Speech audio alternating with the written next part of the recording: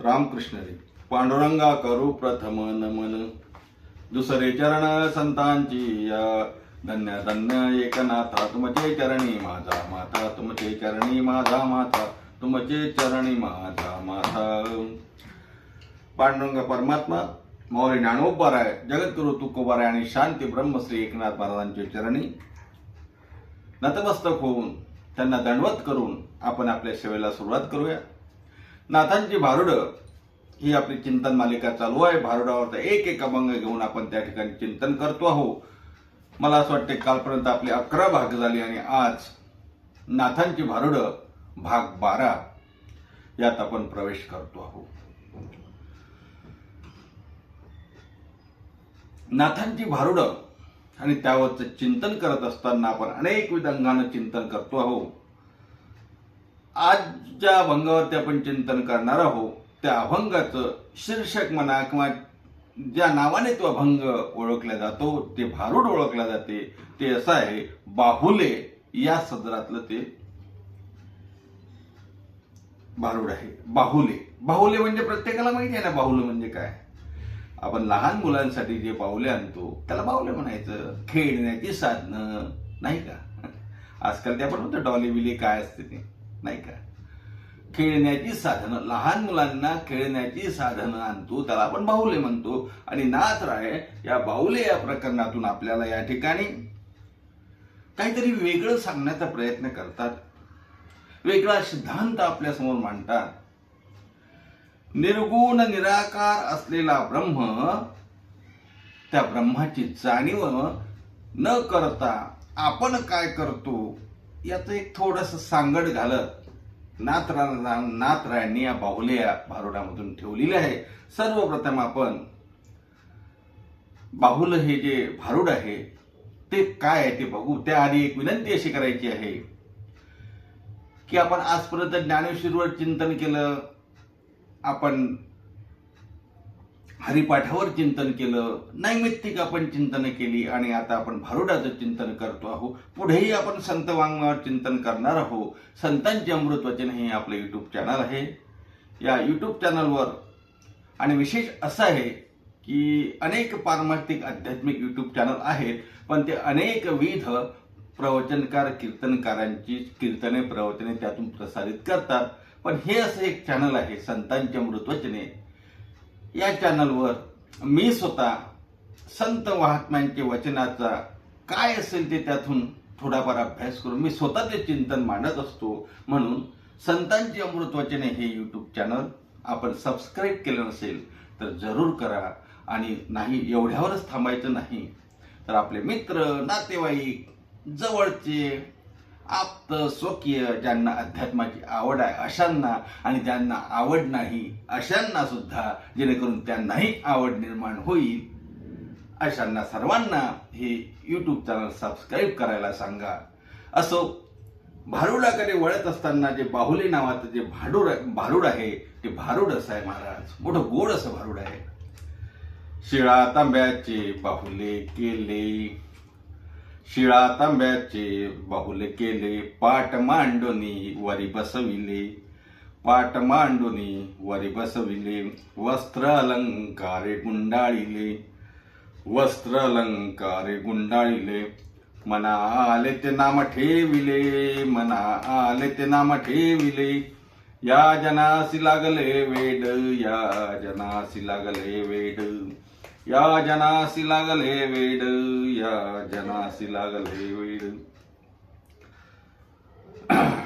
शुद्ध पाण्याने प्रक्षाळिले, शुद्ध पाण्याने प्रक्षाळिले, गंध फुलाने झाकोळिले, गंध फुलाने झाकोळिले, धूप दाऊन दिपे उजळिले, धूप दाऊन दिपे उजळिले, पुढे अन्न ठेवून चाळविले, पुढे पुढे अन्न ठेवून चाळविले, या जनासी लागले वेड, या जनासी लागले वेड, या जनासी लागले वेड, या जनासी लागले वेड.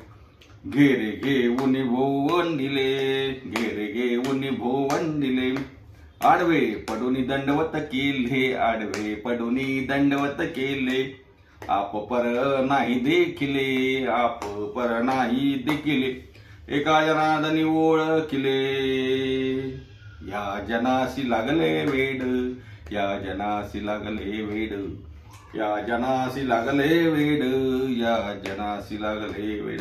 असे 3-3.5 चरणाचा हा असा अभंग भारूड प्रकरण आहे. आणि बाहुल या शीर्षकाखाली अभंग आहे. या अभंगावर चिंतन करत असताना शांती ब्रह्मश्री एकनाथ महाराज असं म्हणतात, या जनासी लागले वेड. या लोकांना वेड लागलं. कशाचं वेड लागलं हो?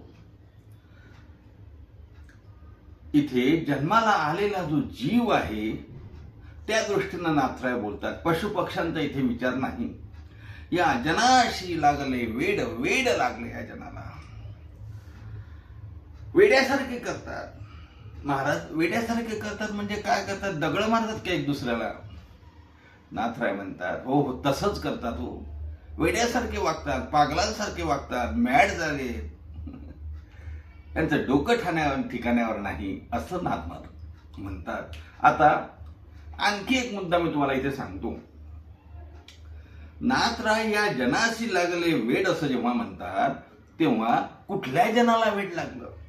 या नरदेहाला आलेल्या, मनुष्य जन्माला आलेल्या, मनुष्य योनीमध्ये जन्म घेतलेल्या नर अथवा नारी कोणी असू द्या, त्याच्या दृष्टीने महाराज म्हणतात या जनाशी लागले वेड. तर मला एक सांगा, इथे काही लोक आस्तिक आहेत, काही लोक नास्तिक आहेत. मग हे नास्तिकांना वेड लागलं म्हणतात की आस्तिकांना वेड लागलं म्हणतात? देवाला मानणारा काही समाज आहे, देवाला न मानणारा काही समाज आहे. तर मग देवाला मानणाऱ्या समाजाला वेड लागलं म्हणतात की देवाला न मानणाऱ्या समाजाला वेड लागलं म्हणतात? चिंतनाचा विषय आहे ना. देव, धर्म, मंदिर या सर्वांना मानतो, देवाची पूजा करतो, त्याला वेड लागलं म्हणतात की देवाची पूजा करत नाही त्याला वेड लागलं म्हणतात? तर मी प्रामाणिकपणे आणि स्पष्टपणे हे सांगतो की एकनाथ महाराज इथं देवाची भक्ती करणाऱ्या, देवाला मानणाऱ्या माणसांना वेड लागलं असं म्हणतात. या जनाशी लागले वेड, या जनाशी लागले वेड. गंमत अशी आहे महाराज, तुम्हा मला अपेक्षित काय? वेडे कोण? जे देवाला मानत नाही ते वेडे असं असायला पाहिजे ना, पण नाही. इथे नाथराय, तुम्ही देवाला मानता, मी देवाला मानतो, तुम्ही देवाच्या पाया पडता, मी देवाच्या पाया पडतो, तुम्ही मंदिरात जाता, मी मंदिरात जातो, अशा लोकांना म्हणतात वेड लागलं, या जनाशी लागले वेड. तुम्ही म्हणाल कशावरून? त्याचं कारण असं आहे, शांती ब्रह्म एकनाथ महाराज जी अभंगाची सुरुवात करतात ती मूर्तीची पूजा करणाऱ्या, भक्ती करणाऱ्या, मूर्तीची पूजा करणाऱ्यांच्या संदर्भानं म्हणतात. म्हणून मी असं म्हटलं, देव मानणाऱ्यांना नाथ महाराज म्हणतात वेड लागलं. आता थोडं चिंतन करूया. नाथ महाराज असं म्हणतात, शिळा तांब्याचे बाहुले केले. शिळा तांब्याचे बाहुले केले. शिळा तांबे, शिळा म्हणजे दगड, तांबे म्हणजे कॉपर, तुम्हाला माहिती आहे. बाकी पण तुम्ही घेऊ शकता. इथे स्टील आहे, पितळ आहे, चांदी आहे, सोनं आहे. शिळा तांब्याचे बाहुले केले. बघा, दगडाच्या, पितळेच्या, कुठल्याही धातूच्या मूर्ती तयार केल्या म्हणजे बाहुले केले. शिळा तांब्याचे बाहुले केले. पाठ मांडून वरी बसविले आणि पाठ ठेवला, देवपाठ ठेवला आणि त्यात त्या मूर्त्या ठेवल्या. वस्त्र अलंकारे गुंडाळले, त्याला वस्त्र नेसवले, अलंकार चढवले. आणि महाराज मना आले ते नाव ठेविले, मना आले ते नाव ठेविले. या जनाशी लागले वेड, या जनाशी लागले वेड. आणि मनात आलं ते नाव ठेवलं. आता हे कोण करते मला सांगा? मी जे म्हटलं तुम्हाला की देव मानणाऱ्यांना नाथराय वेड म्हणतात, आहे की नाही? नास्तिक माणसं मूर्ती बसवून पाटावर ठेवून तिची पूजा करतात का? हे बघा, देव्हाऱ्यामध्ये, ज्यांच्या देव्हाऱ्यामध्ये देवाच्या मूर्ती आहेत किंवा फोटो आहेत, हे नास्तिक माणसं करतात का? देवाला न मानणारी माणसं हे करतात का? नाही ना. मग नाथराय जर असं म्हणतात की शिळा तांब्याचे बाहुले केले, पाट मांडोनी वरी बसविले, वस्त्रे अलंकारे गुंडाळले, मना आले ते नाव ठेवले, या जनाशी लागले वेड. मग हे कोणाच्या संदर्भात आहे? देव मानणाऱ्याच्या संदर्भात आहे. आता ते का म्हणत असावे याचा आपण विचार करू. आणखी थोडंसं पुढचं कडवं आणि तिन्ही कडव्याचा विचार करू, धावता विचार करून नंतर मग का असं नाथराय म्हणतात याचा आपण विचार करू. नाथराय म्हणतात यांनी या मूर्त्या बनवल्या, पाटावर ठेवल्या, वस्त्र अलंकार गुंडाळले, त्यांचं काहीतरी नाव ठेवलं. काय नाव ठेवलं असन बघा? काय देवी ठेवलं असन, म्हसोबा ठेवलं असन, मरामाय ठेवलं असन, मरीमाय ठेवलं असन, काय अनेक नाव ठेवले असन. अहो आजकाल तर काय माहिती आहे काय, 33 कोटी देवही आम्हाला कमी पडायला लागले. आणखी आम्ही नाव शोधतोच आहे, मनात येईल ते नाव. कोणी ऍक्सिडेंट बाबाचं मंदिर म्हणतो, कोणी कोरोना बाबाचं मंदिर म्हणतो, कोणी चिलमी बाबाचं मंदिर म्हणतो, कोणी तंबाखूश्वर देव म्हणतात. काय आता काय काय काय नाव ठेवतील देवाचे? अहो देवाचे आपल्या मुला मुलींचे नाव काय ठेवायचे असतील ते ठेवा, पण देवालाही नाव ठेवता का? हो देवालाही ना. मी तुम्हाला सांगितलं ना मध्ये, एके ठिकाणी मी गेलो, तुम्हाला कोरोना बाबा देव. आता कोरोना आल्यानंतर यांनी कोरोना बाबा पण करून टाकले. आता काय सांगावं महाराज, मी का सांगतो, मना आले ते नाव ठेवले, या जनासी लागले वेड. असं करणारे हे प्राकृत भक्त. आणि पुढे जाऊन यांनी काय केलं, महाराज म्हणतात शुद्ध पाण्याने प्रक्षाळले, चांगल्या पाण्याने त्यांना स्नान घातलं. कोणाला? बनवलेले बावल्या म्हणजे मूर्ती. गंध फुलाने झाकोळीले, गंध लावलं, गंध कुंकू हळद फुलं, पुष्पम समर्पयामी गंधम समर्पयामी, काय काय काय काय गंध पुष्प हळद सर्व लावलं महाराज. धूप लावणी दीप, धूप दावणी दीपे उजळले, धूप लावली, अगरबत्ती लावली, धूप लावली, दिवा घेतला, ओवाळलं, पुढे अन्न ठेवून चाळविले आणि नैवेद्य दाखवला. कोणाला? दगडाच्या धातूंच्या मूर्तीला. नाथरायांचे शब्द आहेत, माझे नाही. नाथराय म्हणतात हे सर्व केलं ना, हे वेडेपणाचं लक्षण आहे. या जनाशी लागले वेड, या जनाशी लागले वेड. आता हे कसं वेड आहे काय मी नंतर सांगतो. एकदम काय म्हणतात त्याला, निष्कर्षावर पोचू नका की असं करायचं नाही म्हणून, आपण त्याचा विचार करू.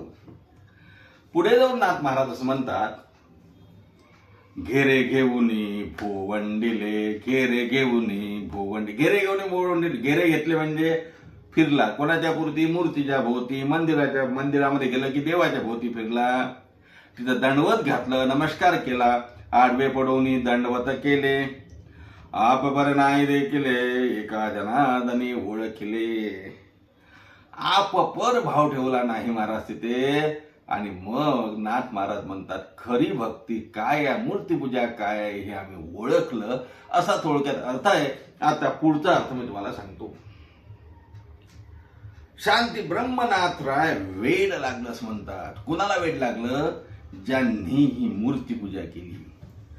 मला एक सांगा, मग तुम्ही आपण सर्व मूर्तीपूजा करतो आणि शांती ब्रह्मनाथ महाराज म्हणतात या जनाशी लागले वेड. कशामुळे महाराज? त्या धातूमध्ये, त्या दगडाचा बनलेला देव, त्याची पूजा, त्याला नैवेद्य, त्याला वस्त्र, त्याला अलंकार, यामुळे नाथराय म्हणतात वेड लागलं. मग मूर्तीपूजा करायची की नाही, आहे की नाही महत्वाचा मुद्दा. नाथराय जर मूर्तीपूजा करणाऱ्यांच्या संदर्भात बोलताना या जनाशी लागले वेड असं म्हणतात, तर मग हा वेडेपणा आपण करावा की नाही करावा? करावा लागेल महाराज. पण एक लक्षात ठेवा, संत महात्मे आपल्याला सगुण भक्ती सांगतात. त्याचं कारण हे आहे, निर्गुणाची भक्ती सोपी नाही. योगाच्या वाटा निघाले गा सुबटा, त्यांच्या वाटा दुःखाची पै. ते सोपं आहे का?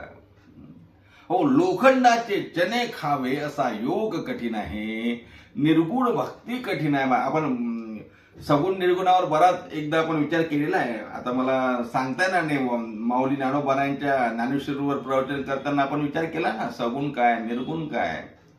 निर्गुणाची भक्ती आहे, तेवढी सोपी नाही. म्हणून आपल्याला सगुण भक्ती सांगितली आणि सगुण भक्ती सांगत असताना मूर्तीपूजा त्यामध्ये प्रामुख्याने आली आहे. आणि ती मूर्तीपूजा जर आपल्याला प्रामुख्याने आली आहे तर मग नाथराय ते या जनाशी लागले वेड असं का म्हणतात. एक गोष्ट आपण लक्षात ठेवली पाहिजे, मूर्तीपूजा कशासाठी आहे. मूर्तीपूजा करून या मूर्तीमध्ये हा देव आहे अशी भावना ठेवून नुसतं या मूर्तीतच देव आहे इथंच जर आपण सीमित राहिलो तर मग वेड लागलं असं म्हणायचं. बघा, मूर्ती हे प्रतीक आहे महाराज. मूर्ती हे प्रतीक आहे. नुसतं या मूर्तीमध्येच देव आहे. ही मूर्ती म्हणजेच सर्वस्व आहे. या दगडाचा जी मूर्ती आहे, विठ्ठलाची असू द्या, दत्तात्रयाची असू द्या, देवीची असू द्या, कोणाची असू द्या, नुसतं या मूर्तीतच देव आहे एवढं जर आम्ही सीमित असू, एवढाच जर आमचा विचार असेल तर नाथराय म्हणतात या जनाशी लागले वेड. म्हणजे काय अर्थ काय महाराज. अहो, या मूर्तीपूजेच्या माध्यमातून आम्हाला कुठे पोचायचं आहे. व्यापक निर्गुण ब्रह्माला जाणून घेण्यासाठी मूर्तीपूजा आहे. चिंतन, थोडं सूक्ष्म चिंतन करून बघा. त्याला शास्त्रामध्ये बघा शाकचंद्रन्याय असं एक प्रकरण आलंय. म्हणजे बघा, द्वितीय तृतीयेचा दिवस शुद्ध पक्षातला आणि मग तो चंद्र उगवतो महाराज. चंद्राची कोर असते छोटी आणि ते चंद्राची कोर दिसत नाही. मग आपण लहान मुलं वगैरे किंवा कोणतरी असतं आणि मग मोठं घरातलं कोणीतरी आजोबा, आता पूर्वी आजोबा वगैरे राहायचे, आता काहीच नाही ना. हम दो हमारे दो शिवाय काही राहिलंच नाही. पूर्वीचा काळ तो आपला. आजोबा आजी कोणीतरी अंगणात बसायचं, बघायचं, चंद्र दाखवायचे आणि मग तो चंद्र दिसायचा नाही, ती कोर दिसायची नाही, नाही का. मग काय दाखवलं जायचं, ते बघ ते झाड बघ, झाड, ते झाड दाखवायचे महाराज. चंद्र दिसतच नव्हता, चंद्र नाही. मग पहिले झाड दाखवायची. मग झाड दाखवल्यानंतर त्या झाडाची फांदी बघ ते फांदी दिसते का. तो मग मुलगा म्हणायचा हो झाड दिसलं. मग आता फांदी दिसली का. हो हो फांदी दिसली. बर, त्या फांदीच्या वरती बघ आणखी छोटीशी फांदी आहे, ते दिसली का. हो आता दिसली म्हणे. बर, त्या फांदीवरती फळ लागलेलं दिसते बघ. हो हो दिसते. आता बघ ते दोन जे फळ दिसतात ना त्याच्या मधोमध बघ तिथे काहीतरी दिसते का कोर. हो त्या दोन फळाच्या मध्ये दिसते, तो चंद्र आहे. मला सांगायचं दाखवायचं काय होतं, मुलाला दाखवायचं काय होतं, चंद्र दाखवायचं होतं. पण काय काय दाखवलं, झाड दाखवलं, झाडाची फांदी दाखवली, दोन फांद्यामधलं हे अंतर दाखवलं, तिथे दाखवलेले फळं दाखवले आणि त्या फळाच्या मध्ये असलेला चंद्र दाखवला. डायरेक्ट चंद्र का दिसला नाही. अहो त्या दृष्टीने दिसणार नाही ना. तसं तुम्हाला निर्गुण निराकार परमात्म्याची जाणीव एवढ्या सहजासहजी शक्य नाही महाराज. म्हणून पहिले आपल्याला मूर्तीपूजा सांगितली, सगुण भक्ती सांगितली. हळूहळू हळूहळू मूर्तीपूजा करता करता त्या मूर्तीपूजेतून पहिले देव आहे अशी भावना निर्माण होईल, देवाची सगुण भक्ती केल्या जाईल आणि मग त्या सगुण भक्तीतून कुठेतरी निर्गुणाकडे जायची वाट आपल्याला शोधावी लागेल. आणि नुसतं जर आपण तेवढंच करत राहिलो आणि ते वाट शोधत नसू तर नाथराय म्हणतात या जनाशी लागले वेड, या जनाशी लागले वेड. चिंतनाचा विचार इथे असा आहे, मूर्तीपूजा करायची नाही का, नाही करायचीच.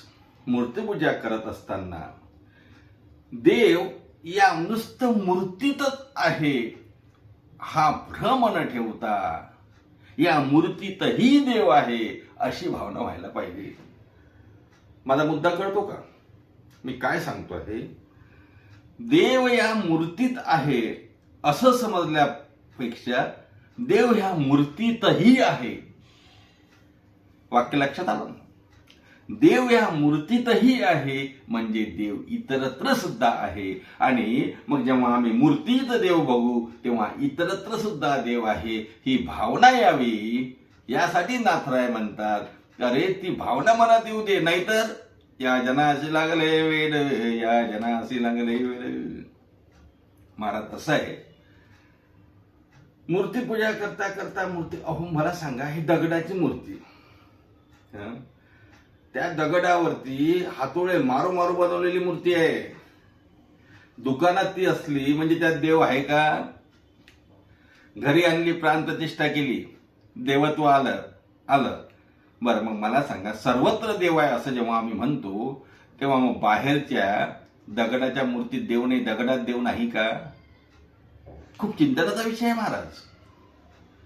नुसतं या मूर्तीत देव आहे आणि त्या दगडात देव नाही असं कसं समजायचं हो?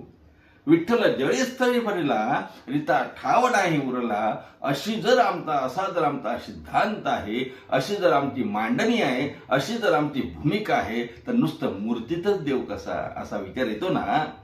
आणि म्हणून प्राकृत मंडळी, अज्ञानी मंडळी किंवा अविचारी मंडळी देवाकडे लागण्याचा प्रयत्न करतात, पण काहीतरी आशेने लागतात. महाराज, माझ्या बबलीचं लग्न होऊ दे, लग्न जुळू दे, मी तुला भरजडी साडी घेईल. आई कोणाला? देवीला. देवीला साड्यांची कमी आहे काय? देवीला साड्यांची कमी आहे काय? तुझ्या बबलीचं लग्न जुळलं तर तुला साड्यांची कमी नाही, तुला 50 साड्या येतील हेरा, तर त्या देवीला कमी आहे का? तुझ्या साडीसाठी बसली का ते?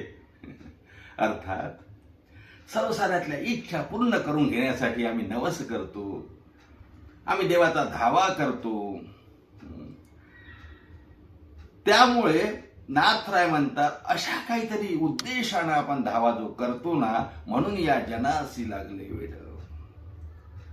या मूर्तीत देव आहे आणि हा देव आमचं काहीतरी भलं करेल, यांनी आम्हाला सुख द्यावं, संसारातलं सुख द्यावं, नश्वर सुख द्यावं, अशी इच्छा माणसामध्ये त्या ठिकाणी तयार होते. आणि मग फक्त तो त्या मूर्तीजवळ जातो आणि म्हणतो, देवा मला हे दे, देवा मला ते दे.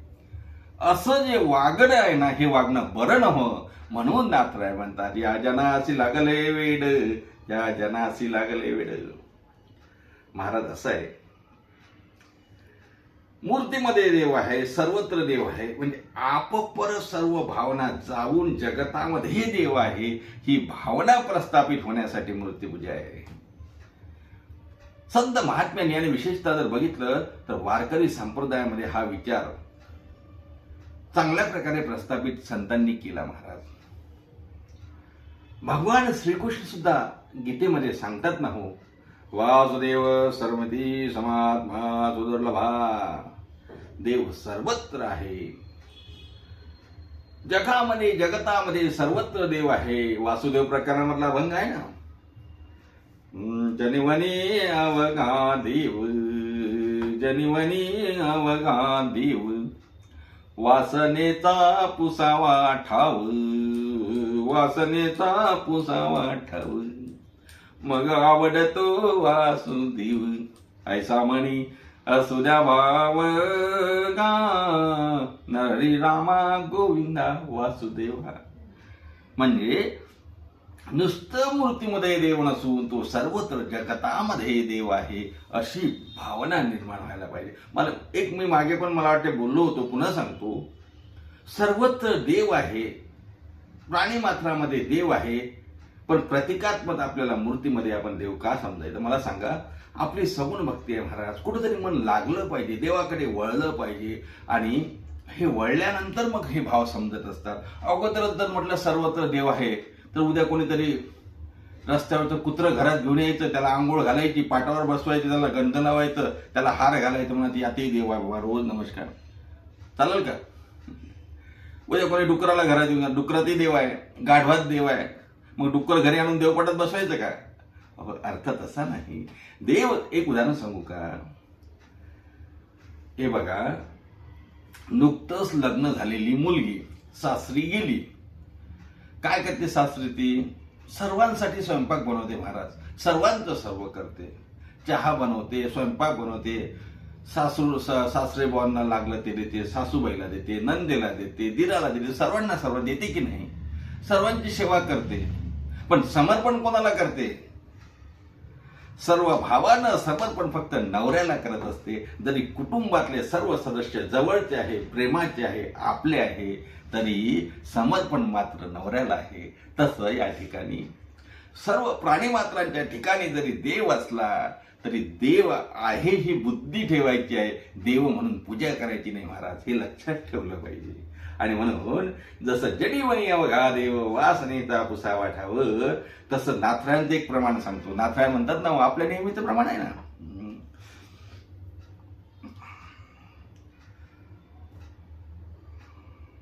आता समजतं ना, अवघा जगी विठ्ठल उभा, अवघा जगी विठ्ठल उभा, अवघा जगी अवघा जग, मी का सांगतोय अवघा जगी, जगामध्ये विठ्ठल उभा, अवघा जगी विठ्ठल उभा, अवघा जगी विठ्ठल उभा, अवघा जगी विठ्ठल उभा, पाद समचरणाची शोभा, अवघा जगी विठ्ठल उभा, अवघा जगी विठ्ठल उभा, अवघा जगी विठ्ठल उभा.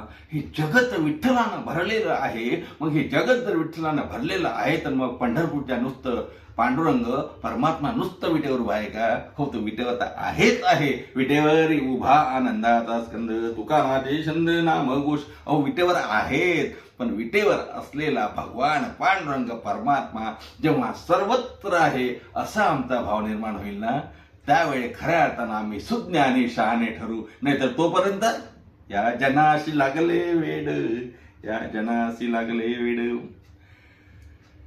मला वाटते माऊली ज्ञानोबाने सुद्धा एके ठिकाणी विश्वाचं वर्णन करत असताना असं म्हणतात, माझ्या विस्तारलेपणाचे नी नावे, हे जगची नोहे आगवे, विश्वने नावे मीची पै आगवे.